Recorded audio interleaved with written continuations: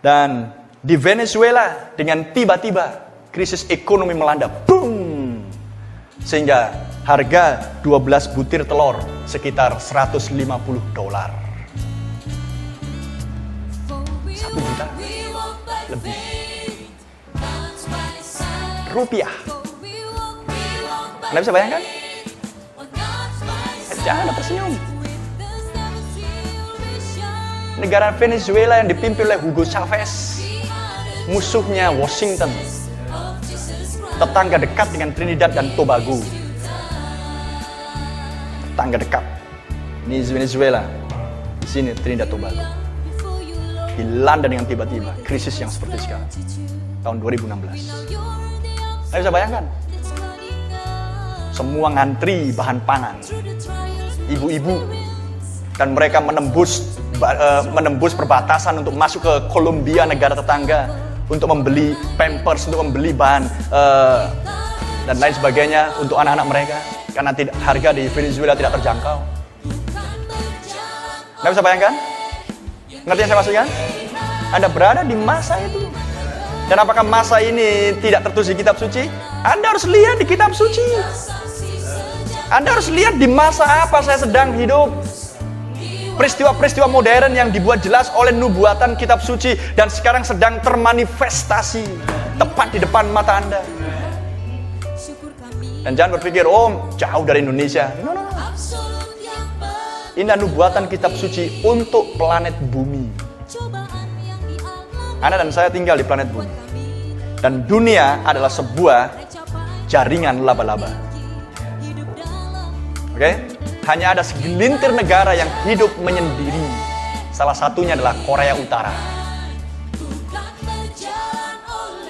Anda pikir damai di sana? Oh, kalau gitu biarlah Indonesia seperti Korea Utara aja. Seperti Kim Il-jung, apapun namanya. Kim Jong. Sorry. Ya kan? Hanya segelintir dunia yang menyendiri hidupnya. Terasing dengan dunia luar. Tapi siap perang karena Tuhan sudah persiapkan negara-negara ini. Oke? Bagian dari raja-raja timur. Dan ketika Anda mengetahui akan krisis yang melanda dunia karena kita sedang bicara tentang gempa bumi, maka Anda langsung ingat, di zaman Yusuf adalah krisis ekonomi melanda dunia di masa tersebut. Ketika pangan tidak tersedia. Ketika pangan hanya ada di istana Fir'aun. Namun di situ ada anak yang diadopsi. Amin. Yusuf, pralambang Kristus kita. Dan dia sudah mendapatkan Asnat di sampingnya sebagai istrinya. Dan dia duduk di kanan Fir'aun. Dan tidak ada seorang pun yang bisa datang ke Fir'aun tanpa Yusuf. Di masa krisis melanda dunia ketika pangan tidak tersedia. Amin.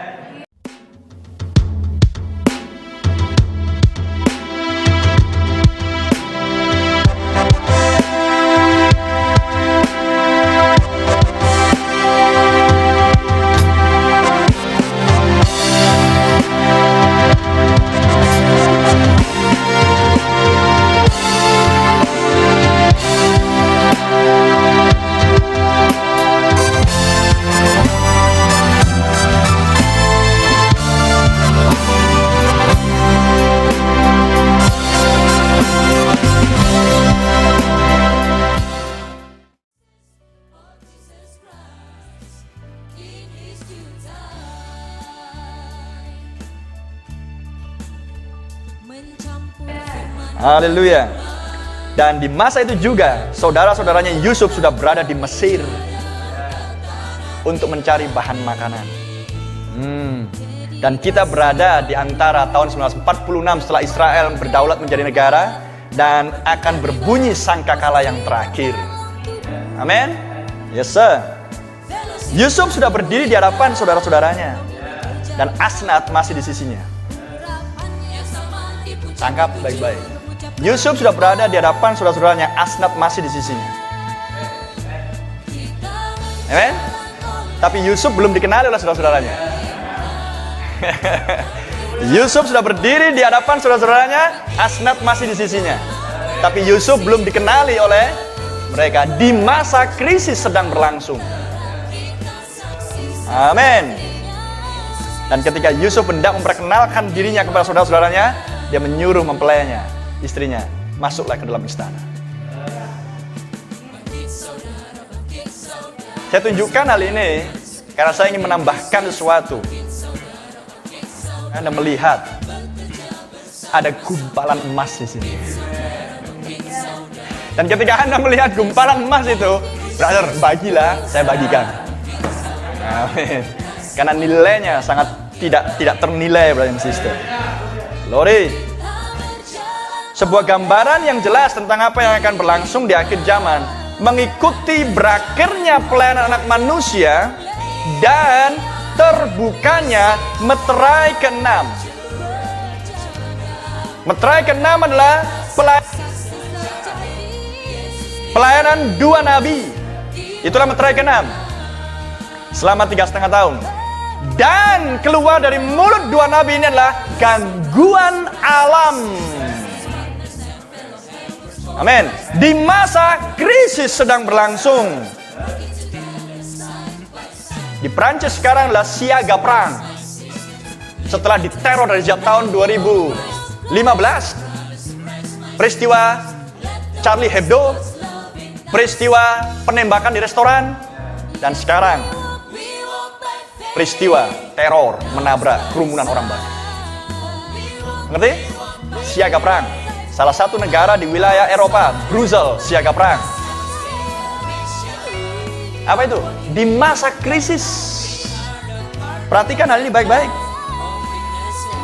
Kita kembali ke Matius 27. Yesus disalibkan. Sang Karya Agung disalibkan. Amin.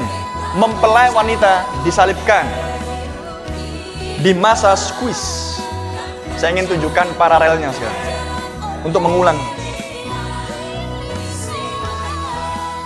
Yesus ditolak di masa ketika negara dan gereja, politik dan agama menyatu.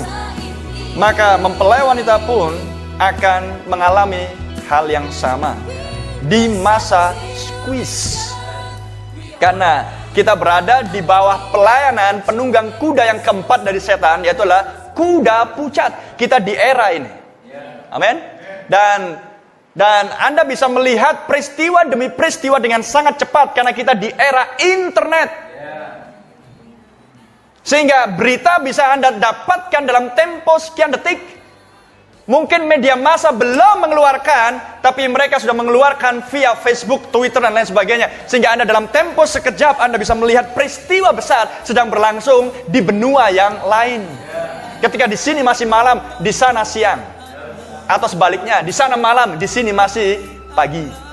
Tapi Anda bisa mendapatkan berita dengan cepat.